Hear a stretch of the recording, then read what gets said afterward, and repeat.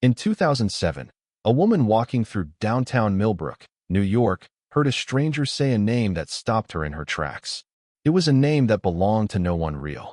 The name was one her missing daughter had invented when she was just 3 years old. The name of an imaginary friend only Karen and Claire had ever known. The stranger was a woman on a phone call, walking past without slowing down. She said the name Leah clearly but quietly, as if it meant nothing. Then, without changing her tone or acknowledging Karen's presence, the woman said something else. "You will find her, but you won't remember me." The woman kept walking, disappeared into the crowd, and left Karen standing on the sidewalk, trying to understand what had just happened. Had she imagined it? Had 9 years of searching finally broken something in her mind? Or had someone who knew where Claire was just sent her a message?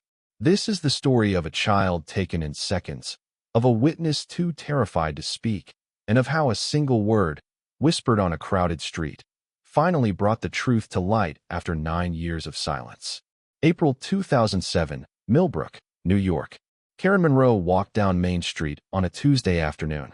She had just finished her shift at the diner where she'd worked for the past 8 years, the same diner where she'd worked when Claire disappeared. It was the same route home she had walked 1,000 times. Karen did this walk every day. Same streets, same shops, same hope that maybe today she would see something, hear something, find some trace of the daughter who had vanished from their front yard 9 years before. The street was crowded. People moved around her, tourists looking at shop windows, locals heading home from work. Karen walked with her head down, tired, worn out from another day of pretending everything was normal when nothing had been normal since 1998. A woman passed her on the sidewalk, middle-aged, average height, talking on a cell phone, walking at a normal pace. Karen barely noticed her, just another stranger in a crowd of strangers.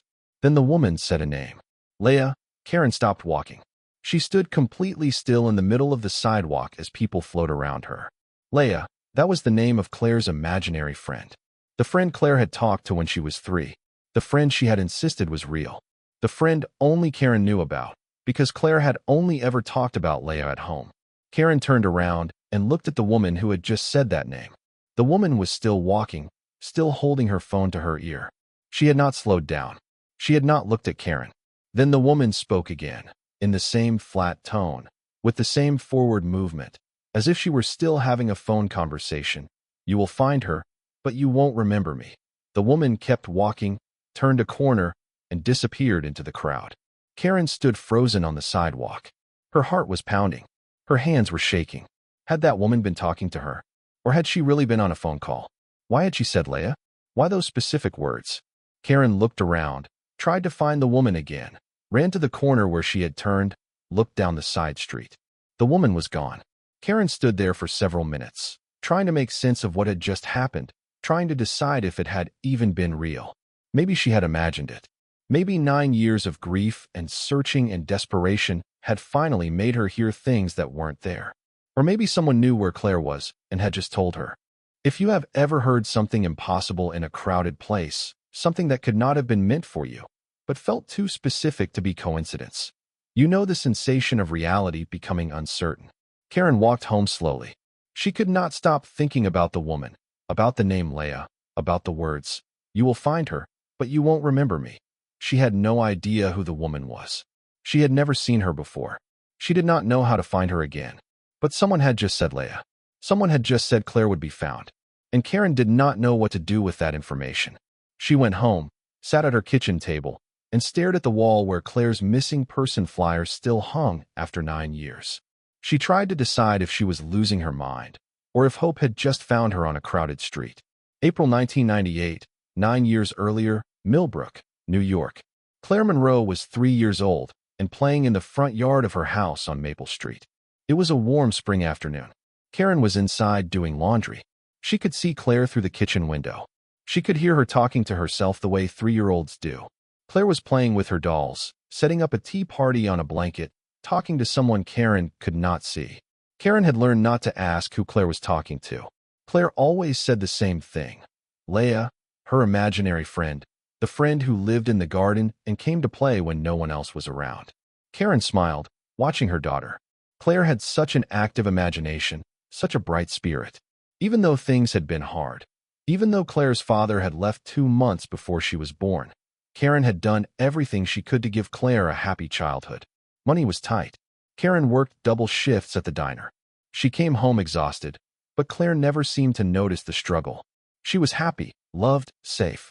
Karen checked on Claire every few minutes while doing laundry, looked out the window, made sure she was still there, still playing, still safe.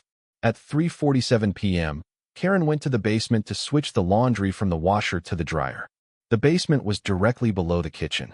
She would only be gone for 2 or 3 minutes. Karen moved quickly, transferred the wet clothes, started the dryer, headed back upstairs. When she looked out the kitchen window again, Claire was gone. The blanket was still there. The dolls were still arranged in a circle, but Claire was not there. Karen's heart stopped. She ran outside, called Claire's name, looked up and down the street. No answer. Karen ran to the backyard, checked the neighbor's yard, ran back to the front, called Claire's name louder. Still no answer.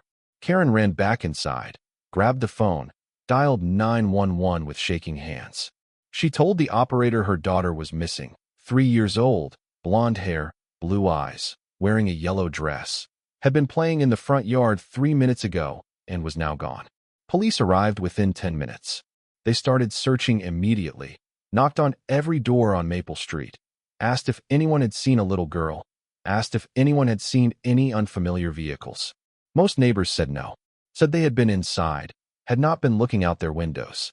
Detective Paul Harrison arrived and took charge of the scene. He organized search teams, called for dogs, set up a command center. He sat down with Karen in her living room and asked her to walk through everything that had happened. Karen told him. She said she had been doing laundry, said she checked on Claire through the window every few minutes, said she went to the basement for maybe 3 minutes, said when she came back, Claire was gone. Harrison asked if anyone had a reason to take Claire, family disputes, custody issues, anyone with a grudge. Karen said no. Said Claire's father had left before she was born, had never been involved, had no legal rights, no contact, no family nearby who would do this. Harrison asked if Claire had ever wandered off before, if she knew not to leave the yard. Karen said Claire never wandered, said she was a good listener, said something must have happened, someone must have taken her. The search continued through the evening. Dogs tracked Claire's scent to the curb in front of the house, then lost it, suggesting she had gotten into a vehicle. Harrison went door to door personally, asked every neighbor the same questions. Asterisk, did you see anything? Did you hear anything? Were you looking out your window around 3:45 p.m.? Asterisk, most said no. One person said yes, but lied about what they had seen. Diane Foster lived in the house directly across the street from Karen Monroe. She was 42 years old and suffered from severe agoraphobia, a debilitating fear of leaving her house. She had not left her property in over a year. She spent most of her days sitting by her front window, watching the neighborhood go by. On April 15, 1998, at 3:47 p.m., Diane was in her usual spot when she saw a van pull up in front of the Monroe house. The van was white or light gray, unmarked except for what looked like a logo or emblem on the side.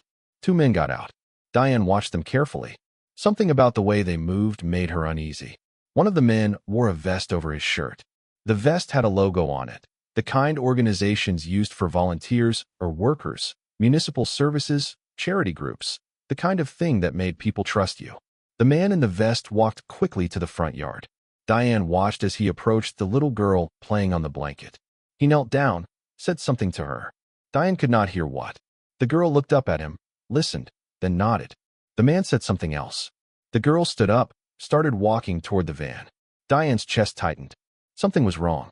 That man was not a neighbor. That child should not be going with him. Diane stood up from her chair. Her hands were shaking.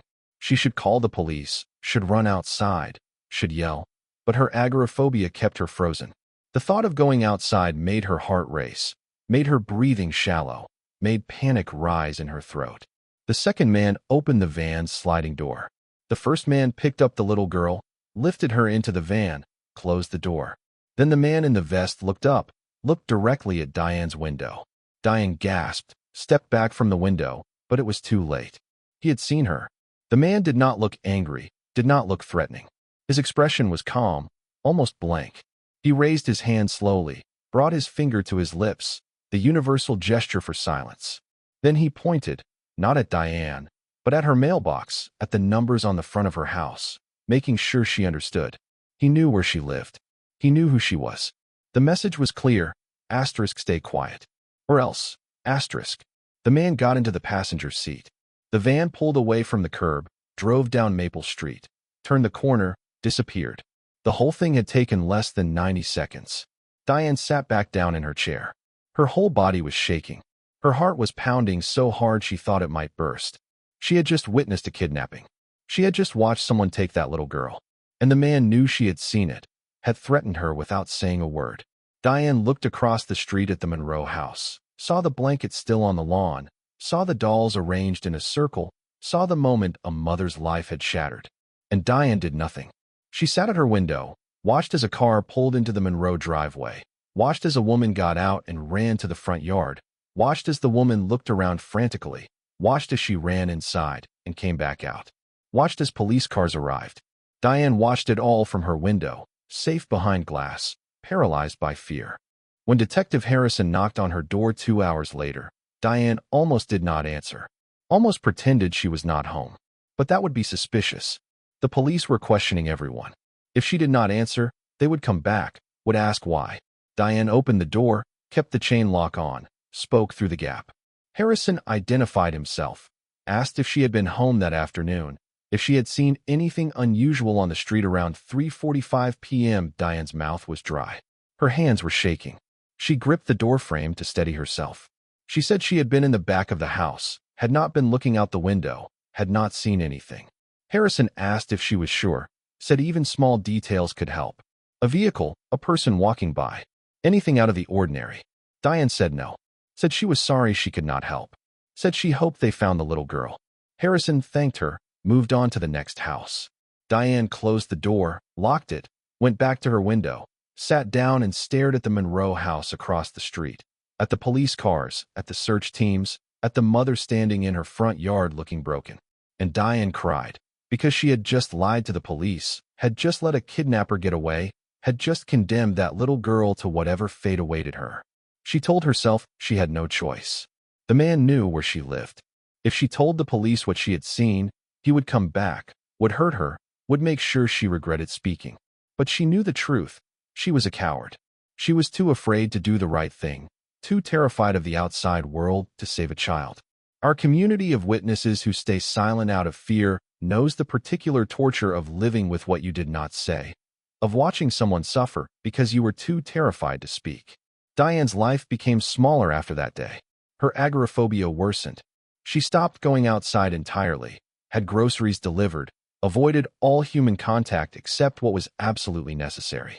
And every single day, she sat at her window and watched Karen Monroe, watched her put up missing person flyers, watched her take them down when they faded, watched her put up new ones, watched her leave for work every morning, come home every evening, watched her walk the same route, keep the same routine, hold on to the same hope. She watched 9 years pass, watched Karen's face age, watched hope slowly drain away and be replaced by something harder, something more like endurance than belief. And Diane said nothing, did nothing. She just lived with the guilt and the fear and the knowledge that she could have prevented all of this. That if she had just been brave enough to speak, Claire Monroe might have been found, might have been saved, might have come home. But Diane had chosen silence. She had chosen safety over truth, had chosen herself over a 3-year-old child. And she would live with that choice for the rest of her life. 9 years passed in Diane Foster's window.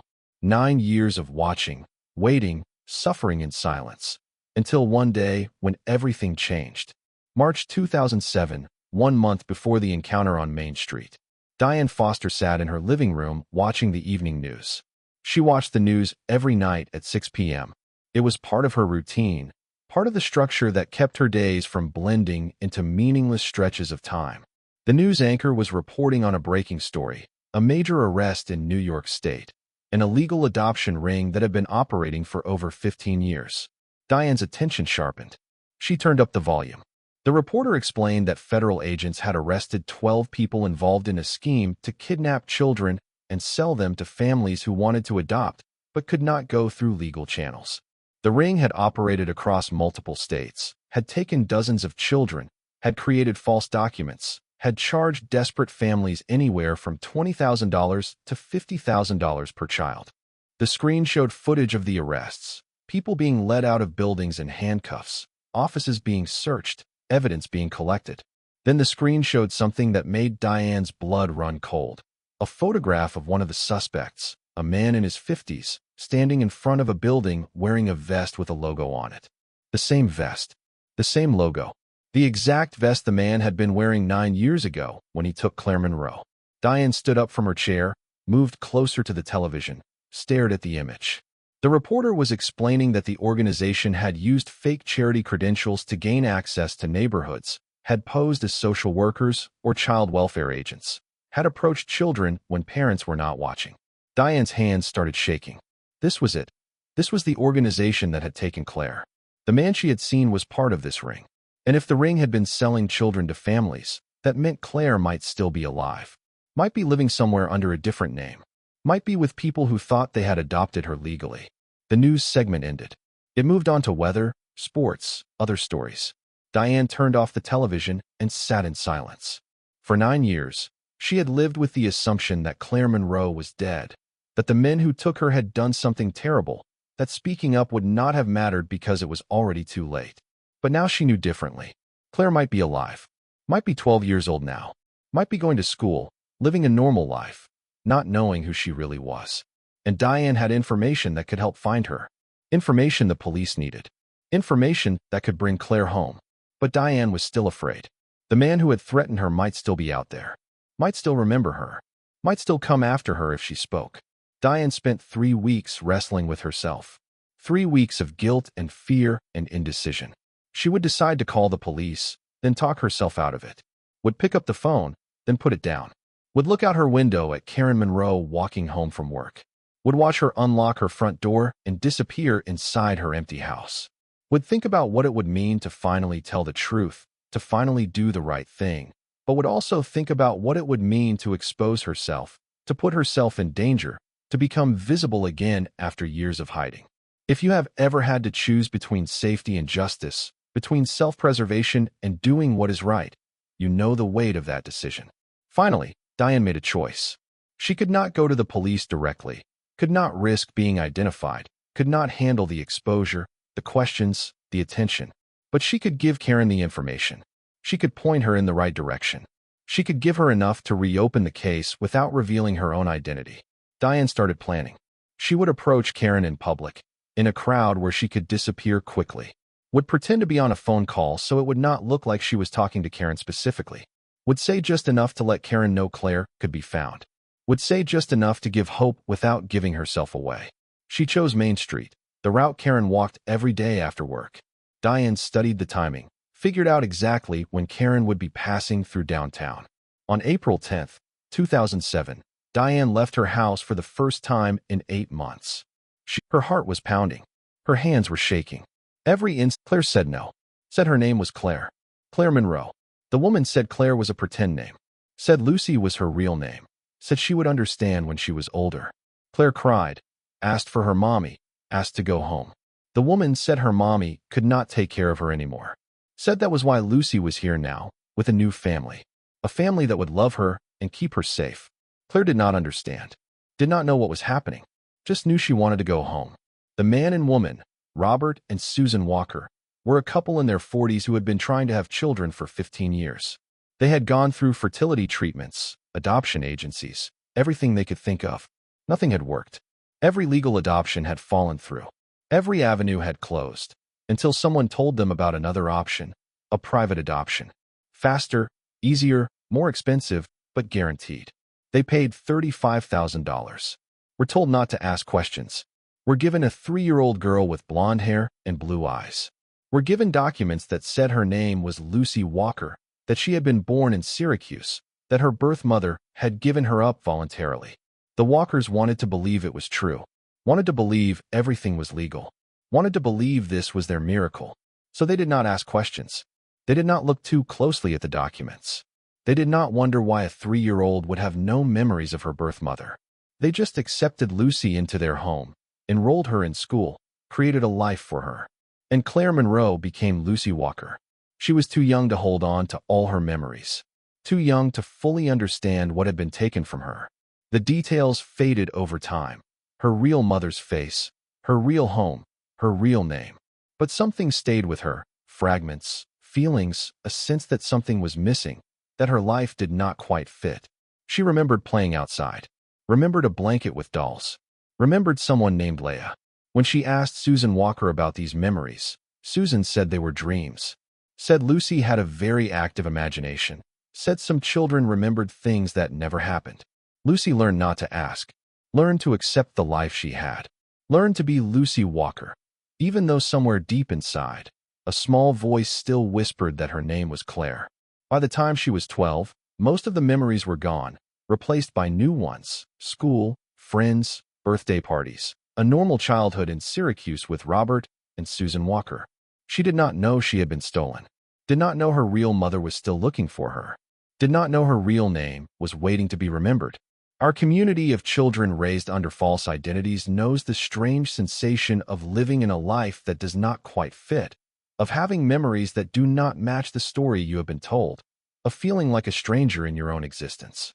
Lucy Walker went to school, made friends, did homework, celebrated birthdays, lived what looked like a normal life.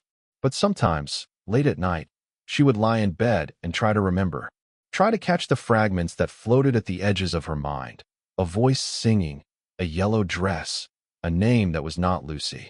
And she would wonder if Susan was right, if these were just dreams, just imagination, or if somewhere, buried deep, was a truth she had forgotten. April 2007. Detective Paul Harrison's office. Harrison had not thought about the Claire Monroe case in over a year.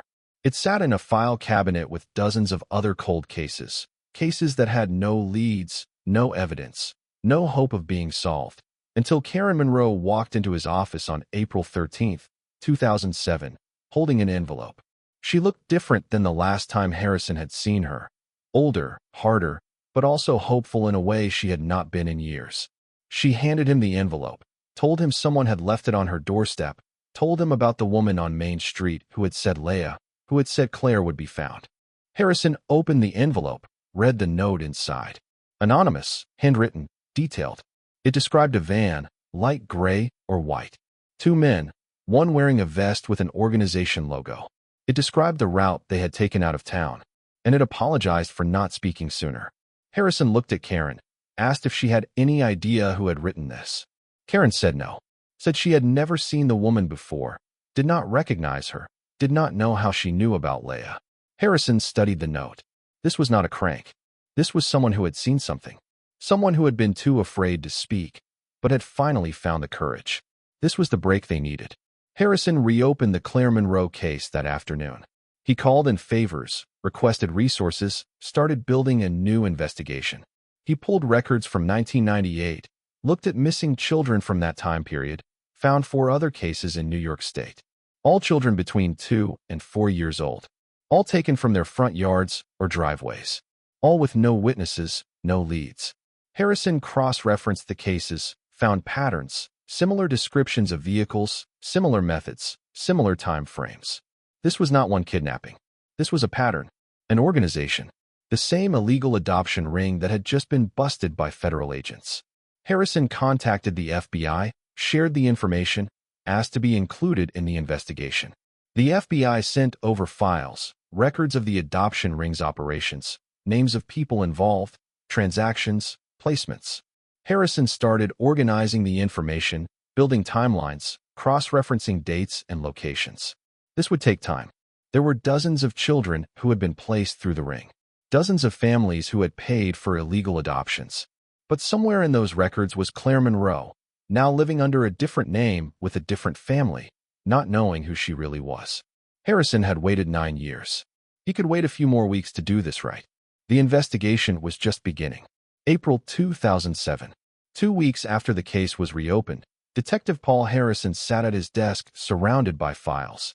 FBI records, missing children reports, illegal adoption transactions. He had been working 14-hour days for 2 weeks, going through every document, every name, every placement. The FBI had given him access to the complete records of the adoption ring. Hundreds of transactions spanning 15 years. Children taken from parks, front yards, shopping centers, sold to families who paid anywhere from $20,000 to $60,000. Harrison was looking for a specific child. Female, 3 years old in 1998, taken from Millbrook, New York, blonde hair, blue eyes. He had narrowed the possibilities to 17 children. 17 girls who had been placed in New York State between April and June of 1998. All around the right age, all matching the general description. Harrison started eliminating them systematically. He checked birth records, hospital records, school enrollment dates, looking for inconsistencies, looking for documents that did not quite match. He found 3 that stood out. 3 placements where the paperwork looked too clean, where birth records showed rounded dates, where hospitals had no record of the births listed. One was in Albany, one in Rochester, one in Syracuse. Harrison requested photographs from the schools the children attended, asked for recent photos, yearbook pictures, anything current. The photos arrived over the course of 3 days. The girl in Albany was clearly not Claire, different facial structure, different build. The girl in Rochester was closer, similar coloring, but the eyes were wrong. The shape of the face did not match. The girl in Syracuse made Harrison stop, made him pull up the age progression images the FBI had created for Claire Monroe, made him compare them side by side. The resemblance was striking. Same eyes, same nose, same slight dimple in the left cheek. Harrison read the file. Asterisk Lucy Walker, age 12, enrolled at Jefferson Middle School in Syracuse, living with Robert and Susan Walker. Placed in April 1998. Birth certificate shows she was born March 12, 1995, in Syracuse, but the hospital listed had no record of the birth. The attending physician listed had retired in 1992. Asterisk the documents were fake. Well made, but fake. Harrison pulled the transaction record. Robert and Susan Walker had paid $35,000 on April 10, 1998, 5 days before Claire Monroe disappeared. But the adoption had been arranged weeks earlier. The money had been paid in advance. The ring had already identified the Walkers as buyers before they found Claire. Harrison felt his pulse quicken. This was her. This had to be her. But he could not move yet. Could not risk being wrong. Could not traumatize a 12-year-old girl based on a hunch. He needed to be sure. Harrison called a colleague in the Syracuse Police Department, requested a discreet surveillance, asked them to observe Lucy Walker, take photographs, confirm she matched the physical description. The surveillance lasted 3 days. The photos came back, showed a 12-year-old girl walking to school, sitting in class, playing with friends during lunch. Harrison showed the photos to Karen Monroe, asked if she saw anything familiar. Karen stared at the photos for a long time. She looked at the girl's face, her smile, the way she moved. She started crying. She said she could not be sure. Said 9 years was too long. Said Claire had been 3 years old, and this girl was 12. Said she wanted it to be Claire, but could not tell just from a photograph. Harrison understood. He could not ask a mother to identify her daughter from surveillance photos. Could not put that burden on Karen. He needed proof. Scientific proof. Harrison requested a court order for a DNA test. He submitted his evidence, the fake documents, the timeline, the physical resemblance, the transaction records linking the Walkers to the adoption ring. The judge granted the order, but with conditions. The test had to be done carefully, with therapists present, with minimal trauma to the child. Harrison coordinated with Child Protective Services, with the FBI, with therapists who specialized in cases like this. They planned the approach carefully. Would not tell Lucy everything at once. Would not overwhelm her. Would explain step by step. On May 2, 2007, Harrison and 2 CPS workers arrived at Jefferson Middle School during Lucy Walker's lunch period. They asked to speak with her privately. Lucy was confused, scared. She asked if she was in trouble, asked if something had happened to her parents. Harrison said no. Said she was not in trouble. Said they just needed to talk to her about something important. They sat in the counselor's office, Lucy in a chair, Harrison and the CPS workers across from her. A therapist sat beside Lucy. Harrison asked Lucy what she remembered about being very young, before she started school, before she could remember clearly. Lucy said not much. Said she remembered living with her parents, going to preschool, normal things. Harrison asked if she remembered anything from before that, anything from when she was 3 years old.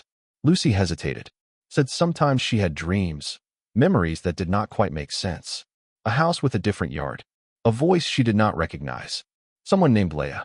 Harrison felt his chest tighten. Leah, the imaginary friend. The name only Claire and Karen had known. He asked Lucy who Leah was. Lucy said she did not know. Said her mom told her Leah was just an imaginary friend, that lots of kids have them, that it did not mean anything. Harrison nodded. Asked Lucy if she had ever wondered if those memories were real, if they were from a different time, a different place. Lucy looked uncomfortable. Said sometimes, said it felt like she had lived somewhere else before. But that did not make sense, because she had always lived in Syracuse. That was what her parents said. That was what the documents said. The therapist intervened gently. She explained to Lucy that sometimes children were placed with families through adoption, that sometimes those adoptions were not done legally, that sometimes children were taken from their birth families without consent. Lucy's eyes widened. She asked if that was what happened to her. The therapist said they were not sure yet. Said they were investigating. Said they needed Lucy's help to find out the truth. Harrison explained that they needed to do a DNA test. Would compare Lucy's DNA to someone who might be her birth mother. Would know for certain who Lucy really was. Lucy was shaking. She asked who the person was, who might be her birth mother. Harrison said her name was Karen Monroe. Said she lived in Millbrook. Said she had a daughter named Claire who disappeared 9 years ago. Lucy Walker came in 5 minutes later, accompanied by a therapist, looking nervous, uncertain. Karen stood up, looked at her daughter for the first time in 9 years. Lucy had grown. She was no longer the 3-year-old Karen remembered. She was taller, older, different, but the eyes were the same. The shape of her face, the way she held herself. This was Claire. No matter what name she had been given. This was Karen's daughter. "Hi, Lucy," Karen said softly. Lucy looked at her, did not speak, just stared. Karen sat back down. Let Lucy take her time. Let her process. The therapist explained to Lucy that this was Karen Monroe, that Karen believed Lucy was her daughter, Claire, that the DNA test had confirmed it. Lucy asked what that meant. If she was supposed to go with Karen now, if she had to leave the Walkers. The therapist said no. Said nothing would change immediately. Said they would take things slowly. Give Lucy time to understand, time to adjust. Lucy asked Karen if she remembered her, if she remembered being Claire. Karen said she remembered everything. Remembered the day Lucy was born. Remembered the day she had named her Claire. Remembered every moment they had spent together before Claire was taken. Lucy said she did not remember any of that.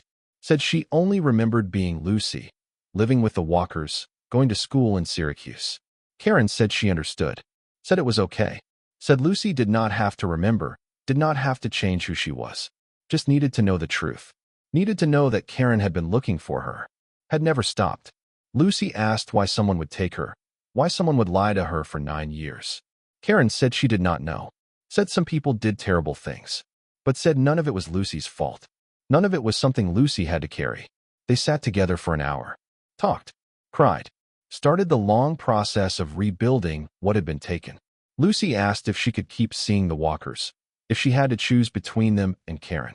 The therapist explained that the Walkers were being investigated, that they had participated in an illegal adoption, that there would be legal consequences, but that Lucy would have support, would have time, would have help figuring out who she wanted to be, where she wanted to live, what name she wanted to use.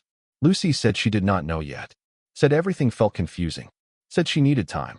Karen said she had all the time in the world. Said she had waited 9 years. Could wait as long as Lucy needed. If you have ever had your identity challenged, your history rewritten, your understanding of yourself shattered, you know that truth doesn't always bring immediate relief. Sometimes it brings more questions, more pain, more confusion. Lucy Walker spent the next year in therapy, working through what it meant to be Claire Monroe, what it meant to have 2 families, 2 names, 2 versions of her past. Robert and Susan Walker were charged with participating in an illegal adoption. They claimed they had not known, had been deceived by the ring, had thought everything was legitimate. The court found them guilty of negligence, but not conspiracy. They were sentenced to probation, barred from contact with Lucy pending her decision about future visits. Karen moved to Syracuse to be closer to Lucy. She rented an apartment, got a job at a local diner, made herself available without being intrusive. Lucy visited her once a week. They talked, shared meals, started building a relationship that was not mother and daughter yet, but might become that someday.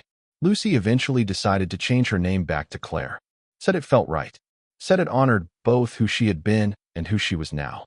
She chose to live with Karen, started calling her mom, started rebuilding the life that had been stolen from them both. 2 years after being found, Claire spoke at a conference for families of missing children. She stood at a podium, spoke in a voice that was steady despite everything. She said she was Claire Monroe, had been kidnapped at age 3, had lived under a false name for 9 years, had been found because her mother never gave up, because a witness finally found the courage to speak, because a detective refused to let the case die. She said if there was another child out there living under a false name, another family searching, another witness too afraid to speak, please find the courage. Tell the truth, because she had been given her life back. And someone else deserved that chance, too. Karen sat in the audience, watched her daughter speak, watched her transform pain into purpose, watched her become someone neither Claire nor Lucy had been before, someone new, someone whole. And across town, in a small house with a window facing Maple Street, Diane Foster watched the speech on television. She saw Claire standing at that podium. She saw Karen sitting in the audience. She saw what her courage had created. And for the first time in 9 years, Diane did not feel like a coward.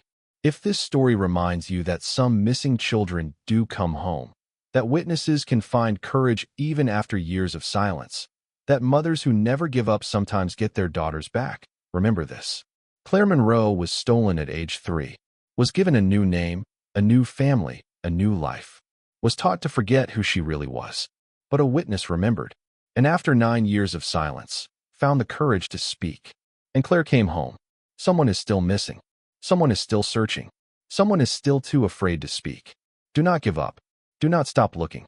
Do not stay silent. Because Claire Monroe came home after 9 years. And her story belongs to every mother who refuses to give up, to every witness who finds courage,